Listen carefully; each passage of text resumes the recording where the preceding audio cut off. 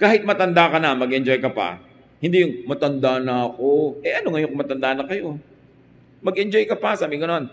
Huwag kang mag-alala, death will come and you will stay dead for long.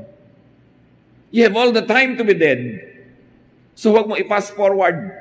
Huwag kang magmadali, buhay ka pa. Nobody is too young.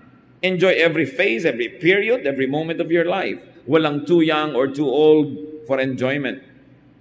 And you want to enjoy, start early and never stop. Because life is a gift from God. Life is not a problem to solve. Life is not a cross to carry. Life is not a list of don'ts, don'ts, don'ts. Life is a gift.